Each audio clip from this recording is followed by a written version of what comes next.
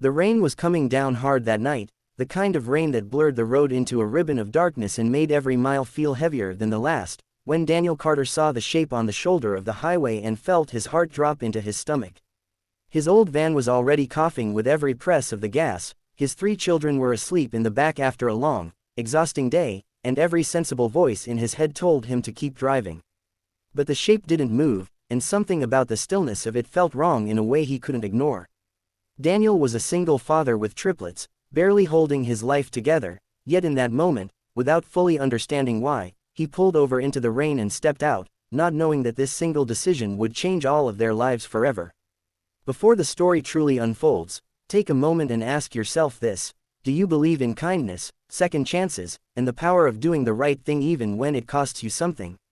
If you do, please like this video, share it with someone who needs hope, subscribe to the channel for more stories like this, and tell us in the comments where you're watching from. Your support helps keep stories like this alive. Daniel Carter had not planned to become a single dad. 5 years earlier, his life looked completely different. He had a steady job as a delivery supervisor, a modest home, and a wife named Emily whose laughter used to fill every quiet corner of their days. Then life struck with a cruelty he never saw coming. Emily died suddenly from complications after childbirth, leaving Daniel alone with 3 premature babies and a grief so heavy it felt like it was crushing his chest every time he tried to breathe. From that day on, survival became his only plan.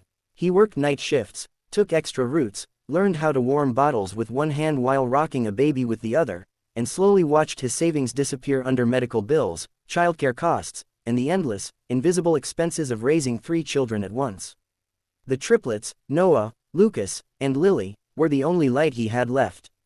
They were 5 years old now, all different despite sharing the same birthday. Noah was quiet and thoughtful, always watching the world like he was trying to understand it. Lucas was restless and energetic, forever climbing, running, and asking questions Daniel didn't always have the energy to answer. Lily was soft-hearted and observant, the kind of child who noticed when her father looked tired and would gently place her small hand on his arm without saying a word. Daniel loved them fiercely, but love didn't pay rent, and love didn't fix a van that was one breakdown away from dying on the side of the road.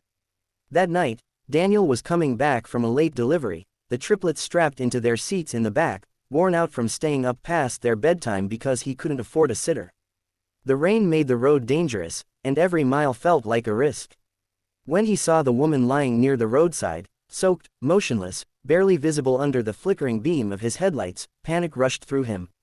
He thought about his kids, asleep and defenseless. He thought about being late, about the possibility of danger, about how little he had left to give. Then he thought about Emily, about the kind of person she was, and how she never walked past someone in need. That memory pushed him forward. The woman was pale, her clothes torn and muddy, her breathing so shallow that Daniel had to lean close just to see her chest rise. He called emergency services with shaking hands, shielding her from the rain with his jacket while checking on his children every few seconds. Time stretched painfully while they waited. The triplets woke up, frightened by the storm and the strange stop, but Daniel kept them calm as best he could, his voice steady even as fear churned inside him. When the ambulance finally arrived and took the woman away, Daniel thought that would be the end of it. A hard night, a good deed, then back to the same struggling life. But it wasn't the end. It was the beginning. Days passed, and life returned to its familiar rhythm of exhaustion and quiet worry. Daniel didn't even tell anyone what happened. He had no energy for stories, no expectation of thanks. Then, a week later, his phone rang while he was folding laundry late at night. The call came from the hospital. The woman had survived. Her name was Margaret Wilson, and she had been unconscious for days after collapsing on the road due to a severe medical episode combined with dehydration. The nurse told Daniel that Margaret had been asking for him, insisting on finding the man who stopped and saved her life. Daniel didn't know what to say. He almost didn't go. He felt out of place in hospitals, surrounded by reminders of loss and fear. But something told him to visit, so the next afternoon he brought the triplets with him, their small hands gripping his as they walked through the sterile halls.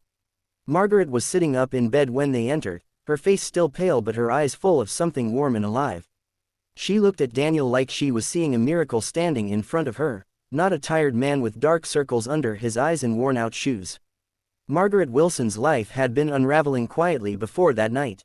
She was a retired schoolteacher who had lost her husband years earlier and recently discovered she had no close family left. The day Daniel found her, she had been driving herself to a distant clinic after receiving troubling medical news, determined to handle it alone as she always had. Her body simply gave out. Waking up in the hospital, knowing she would have died unseen on that road if Daniel hadn't stopped, changed something deep inside her. Gratitude became more than a feeling, it became a purpose. Over the following weeks, Margaret and Daniel stayed in touch. It started with simple check-ins, then small offers of help. She brought groceries one afternoon. She offered to watch the kids while Daniel ran errands. Slowly, without either of them fully realizing it, she became part of their lives. The triplets adored her. She read to them, helped them with letters and numbers, and filled the house with a calm, steady presence that Daniel hadn't realized he was missing so desperately.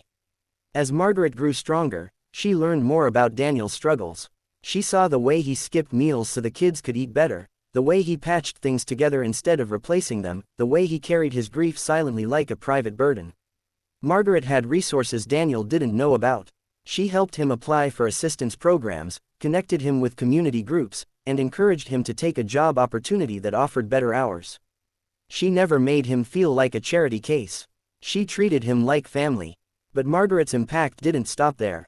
She had spent her life saving carefully, never expecting much from the world. After nearly losing her life, her priorities shifted. She funded an educational savings account for the triplets, insisting that it was an investment in the future that Daniel had already earned through his kindness.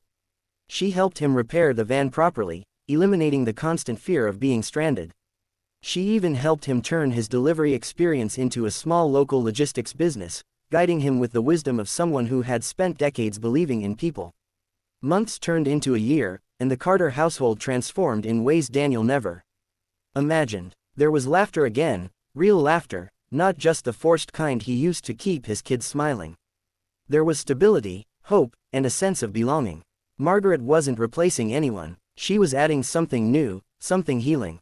The triplets started calling her Grandma Margaret without anyone suggesting it, and when she heard it, she cried quietly in the kitchen, overwhelmed by a love she thought was gone from her life forever. Daniel often thought about that rainy night. How close he came to driving past. How easily fear and exhaustion could have silenced his better instincts. He realized that kindness doesn't always look heroic in the moment. Sometimes it looks like a tired man stopping on a dark road when he has every reason not to. Sometimes it looks like choosing compassion even when you're barely surviving yourself.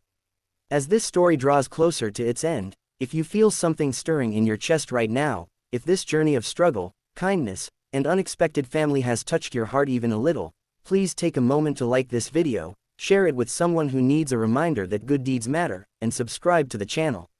Your engagement helps these stories reach the people who need them most. Daniel's life didn't become perfect. There were still hard days, still moments when grief resurfaced, still challenges that tested his strength. But now he didn't face them alone. And Margaret, once forgotten on the side of a road, found herself surrounded by a family she never planned for but loved with all her heart.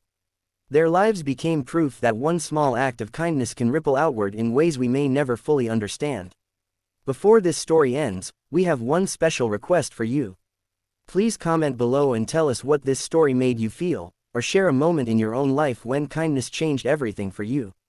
The rain that night could have washed away a life and left 3 children growing up without ever knowing how close their world came to breaking apart.